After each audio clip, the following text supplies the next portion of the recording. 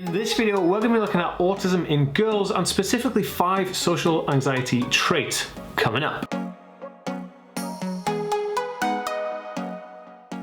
Hey, I'm Dan. I have Aspergers syndrome, ADHD and OCD and dyslexia. I make weekly videos on this type of content, so if you're new around here and want to learn more, consider subscribing. Hey guys, I'm Charlotte and I have a diagnosis of autism, and today I'm going to be sharing some personal experience of my social anxiety traits. Hey man. Leave us a comment in the comment section below. Let us know if you're on the spectrum or if you're like a person who has a loved one or whatever on the spectrum and you're looking at this video to kind of gain some help and experience for them. Hey guys, welcome back to the AspieWorld. I'm super awesome to actually have a guest here today. This is the first collab I've done this year. I've never had another influencer. So Charlotte is actually quite well known for her MTV show on Just the Two of Us, which I'll leave some links down below and some stuff on the screen here if you want to see that. Also, she runs a really cool Instagram account, but more importantly, she's launching a YouTube channel, so I'll be leaving the link for that in the description below that you all have to go down and subscribe and show some love, because we need more females on the spectrum on this platform, so that's super cool. We wanted to do a video for a while, and one of the things we wanted to do was talk about autism in girls and different things, so we decided to talk about social anxiety since it's such a huge issue, or it's a big, well talked about topic, but I feel like it's not as talked about for girls, you know? I feel like it's always male dominated, there's always males kind of doing this, that and the other, so in this video we're literally talking about Charlotte's perspective of those traits and her personal insight and things like that, because I think this is going to be really valuable to all of you guys. So we're going to go through 5 different things and just really sum it up by the end of it and talk about it, have a discussion. And if you want to jump in at any single time and add anything in, put it in the comment section below and give this video a thumbs up if you're enjoying this type of content.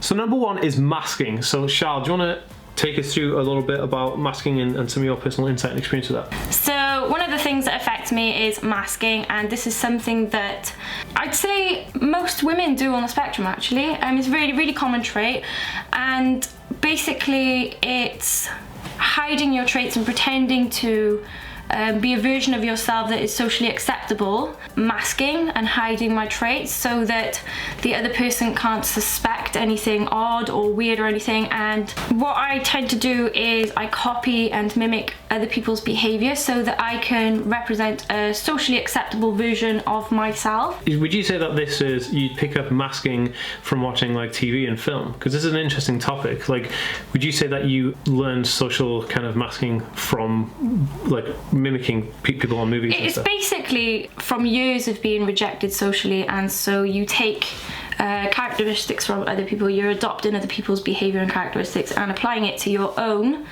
It's basically just lying and putting on a front. So you're pretending to be somebody else, you're pretending to be something that is socially acceptable so that you can connect with someone else, but then you're actually hiding your true self. What kind of effect does actually masking have on you as a person? So if you go through your day and you're masking, obviously you're not being comfortable in your own skin and you're not being you. What kind of effect, what repercussions can that have? Well, that has had massive repercussions on me, especially as an adult, because over the years it's something that I've done so long that you start to lose sense of self. And this actually led to me having identity problems because I was hiding my traits so often and putting on this front where I was somebody completely different just to fit in that I didn't know who I actually was. That's fascinating. Because like, I think one of the main factors for why females have been not as diagnosed as males is because masking is apparent, and they say, oh well, you know, they're fine here, they're fine there, or whatever. You know, it's weird that it's now what, like, masking was a thing that we didn't even know existed, but it's now that we're able to put an actual name to it and say it's this thing. Well, I find that quite fascinating. It's a bit of a tricky thing as well, and I know that there's not a lot out there on women on the spectrum especially, so that's why I'm doing my bit to raise awareness. So the reason it's a tricky thing is because it's a massive trait, but it also goes against being diagnosed. So if you're actively seeking a diagnosis, then you're so good at hiding it that sometimes not even a professional can diagnose you because you can't see it. You've got so good at, especially as an adult as well on the spectrum, you get so used to hiding your traits that you are now this brilliant actress that you didn't even know. And another thing about masking is that like you develop coping or like workaround strategies, right? So this is something that I find fascinating. So in terms of like, a lot of people say, oh, I got undiagnosed at X amount of years, and they say, oh, I didn't know you had an issue with that. But then they make like workaround coping mechanisms. For instance, like if you didn't want to talk, you get anxiety talking on the phone to order pizza, So anytime you'd be anywhere with you want to order pizza, you'd always say to somebody, "Oh, can you do it for us? I just got to go to the toilet, or I'm just going to go to do something else." It's simple things like that. So for example, workaround behaviours. I am absolutely the worst person in the world to pick up the phone, and I can't make conversation on the phone. I can't do anything that requires an immediate response because I find that is far too much pressure. So I'll let somebody else do it, or for example, if I have to pay for an item, I'll let somebody else do it. You know, it's little things. Yeah, definitely. I think that it just fascinates me, and I think that this is one of the reasons why we're having a huge gap in the amount of females to males being actually diagnosed. But I think that gap is getting smaller and smaller now. So having things like the National Autistic Society have a new program, a training program for autism in girls. It's really good, and people like yourself doing more advocacy on it, it's going to be awesome. Okay, so number 2 is selective mutism. Do you want to talk to us a bit about selective mutism? Yes, selective mutism. It's something that affects me mainly when I'm in groups of people. So one-to-one speaking to someone, I'm pretty good. I'm actually pretty great, especially if I've got something in common to talk about. Otherwise, not really. Not that good. Yeah, you're not able to say anything. This is actually something that led to my diagnosis because while I was away filming for MTV, I went out for a meal as a group with some of the other artists, and I literally became stuck. I was trapped inside of myself, and it got to a point where I was so overwhelmed by everything in my environment, and socially especially, that I physically couldn't speak. And it's hard because when you're trying to explain this to someone, because you have to be in that situation to experience it, and there's no way they can test it really. So how often does that? How often would you say that you experience kind of selective mutism, and what type of situations would you experience it? Probably where.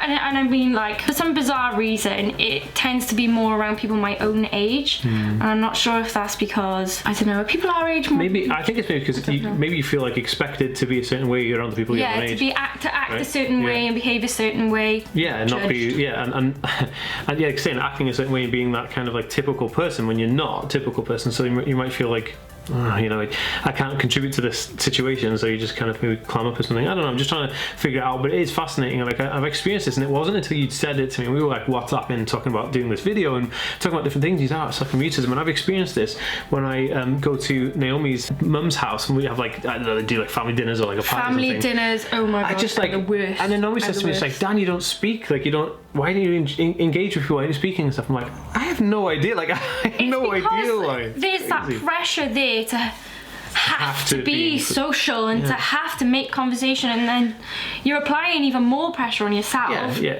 and it just spirals down to, okay, this is never going to happen. I guess like I always have this really intense fear of being judged on anything that I say. So then like it gets to the point where it's so bad, and I've clammed up so much that anything I do actually say, like any sentence I can actually give myself a little pat on the back. I'm like, yes, I managed to say something. And I totally get that. I mean, I can appreciate that, and you know, it is a difficult thing to overcome. So I mean, maybe you're noticing this in, say, you're a parent watching this, or a guardian, or a loved one, or whatever, and you're noticing these kind of traits in somebody. It's quite interesting. If you're just coming across this for the first time, then it may be possible that they have a spectrum condition, because I find this is very valuable.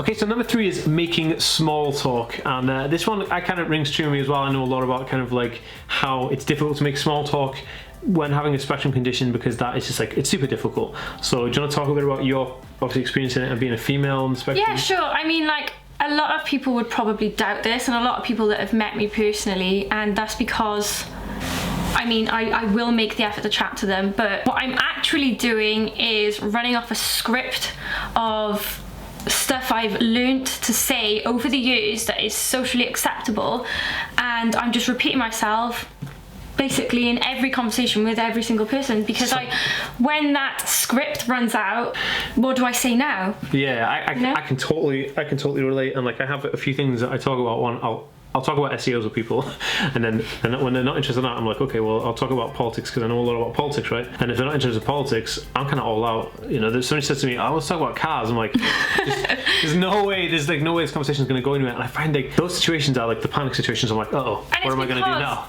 it's because as well, like, I mean, it's a common autistic trait that people with autism tend to speak about themselves and speak about their interests, and then you've also got that added factor where you have to actively try to pretend to be interested in that other person when actually you don't care. You don't care. You just don't care. And it's not that you're not a caring person, it's just that you're very strict on your interests, and that's all you enjoy talking about. It's really very, very interesting, and I love kind of having conversations with other autistic individuals because you can relate to them so much, and it's interesting because like you go through life just thinking like things yourself, and you talk to somebody like, oh yeah. I mean, because me and you can talk loads about autism. That's right, because we can talk about the things because we have that kind of common ground. But it's interesting when you with like typical people who want to talk about like cars, work, and going out. It's like so weird. And especially like, I mean, I don't have typical interests the girls have, for example, having my nails done, or I have no idea what to talk about. To be honest. No, it's totally true. Like, so I don't drink alcohol, and like a lot of guys like love drinking beer and all this stuff. So if I meet like family members or whatever, they talk about beer and drinking, I'm like, I'm completely out of left field here. I have no idea what's going on. You know, like it's really difficult. I think it's probably more difficult to find for people to find common ground with me. Maybe because it must be hard for them as well because they must be able to sense when I'm not actually interested because. Well, look, I mean, like you said, it's a very typical trait of autism, and I feel that like if you're experiencing this yourself and you can relate to this, then this is definitely the video for you. And leave us a comment down below as well if you're experiencing this. I'd love to talk to people about the different types of experiences they're having. Okay, so number 4 is fear of socializing, and this is a huge one. I mean, socializing for anybody on the spectrum is a very difficult situation, especially with the people you don't know, and if it's a large group of people. So let me know how do you experience that fear of socializing? Well, I mean, it's not something that other people could notice because, like I said earlier, hiding traits. This applies to this one massively because I'm basically I get like a lump in my throat, and I feel absolute dread when I know that I have to be social with someone or speak to someone on a personal level. And it's not because they're not interesting people, it's just because I generally am extremely intimidated by people when I first meet them as well.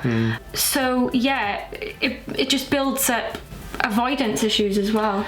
Do you feel like it kind of builds up a frustration or an anger? So like if you're forced to be in social situations, you obviously have a fear of it, and then masking comes into play. Does that ever have a kickback? Like, oh my goodness, because with me, because it's different, because we're males on the spectrum, I just don't, if I'm in a situation where people expect something of you, we don't really technically have that masking ability, I guess, because the female and male brains do work slightly differently in that respect. And I think it's because like in general women are more socially aware, I think. Right, yeah. So I mean, it would really matter to me what other people thought. So I mean, I know that matters anyway. Like, no, but it's a thing that you instantly think about at that moment in time. So you're like, okay, I need to get through this, and I need to do this, and again, masking comes into play. But I'm wondering, like, does that have a kickback? So you do you do masking, you force yourself through a fearful situation of socializing. Then, like later on at home, did you ever kick you in the head and just? Yes, absolutely. No. So like anything that happens, like any social event that happens during the day, I will go home and I will really sit and think about it, and I'll think like, well, I shouldn't have said that, or I should have said it differently, or perhaps did I offend that person, and then it just makes you so scared of just socializing. Yeah, and even trying to do it. Yeah, because you just think that I'm useless at this and I'm gonna fail, so then it just instills an absolute fear in you. And I don't know what it is. I don't know what makes me so scared to connect with other people. I know, I think it's because it's the unpredictability of people, because you don't know how people are going to react to anything. And I think that's the fear, is that I don't know how they're going to react. And it's taken me ages to figure this out, and working on this channel and working with professionals is how I've come to that conclusion, but that's what I think it is. I think the intense fear as well comes from being socially rejected over the years. Oh yeah. Because you're rejected so often. And you get used to that fear. You get, and then it gets to a point where, I mean, I wasn't treated very well in school. I was quite bullied in school for being the quiet one, believe it or not. And then you're even more scared of speaking because it becomes a bigger thing. Yeah. That's crazy. But like, and that is the thing, school is like probably the worst place. Like typical mainstream schools, kids can be mean as heck. So this doesn't help, especially for females who are trying the best to mask it, because again, the females, they're so clever in the way that, female with autism is, like you said, they're trying to do all these things, and the guys are just like lazy typically in that respect. They don't try those things because I have no idea why, but that's how it works. And I just find it's crazy because bullies can be so horrible, especially to someone who's already trying their hardest, you know? It's crazy. Definitely, when you have to make the active effort as well, and you have to, and I mean, as people on the spectrum, we do actively have to make more of an effort than the average person, because it requires a lot more. Yeah, it takes way more effort. It's like just even going to like the store and picking something up is like way more effort involved for someone with autism than it would be for a typical person, because of all that interaction, the lights, the sound, the stimuli, the people, the socializing, then calculating the money, the worrying, the anxiety of just being outside. Like, it's all of those things add up, and I think it's just, yeah, it's crazy. Okay, so number 5 is isolating or isolation. Can you talk a bit about how you isolate yourself and what isolation means? So, I mean, this is probably a follow-on from the fear of socializing, because what happens is you get such a big fear of socializing that you become socially avoidant, and this can lead to other mental illnesses as well, like depression, for example. But sometimes, you know what, I can be at home and I can feel really low in myself because my social life's gone out the window, because I've just not got the energy to be able to invest in that because I'm busy during the day. And then what happens is I avoid everyone. I start to become depressed. Yeah, because it's kind of like a catch-22, so you don't want to go out because you're feeling kind of that fear of like, you know, the social anxiety and stuff, and you feel like it's going to take more effort. But then when you don't go out and do those things, you become a bit more recluse, and then it gets worse, and then it kind of plays in your mind, and then your mood starts to dip, and then you're just in a downward spiral. Also, another thing as well, like, I mean, for example, I can go out with my friends, right, and I'll have an amazing time out with my friends, we'll have a great laugh, and then I will come home and I'll just cry. And it's because, like you said earlier, all those environmental factors, everything that's all the information your brain is trying to process at one time, it gets to a point where if you want to see me, you're just gonna have to come to my house. Or deal with the fact that text messages are the way to go. But like, I interviewed a guy. I was doing a collaboration video with a guy called Kevin Chapman, who's a really big YouTuber and autism advocate on the platform. And Kevin's got a son called Andy who has autism, and he said to me that every day every Monday Andy would come home from school and just throw up.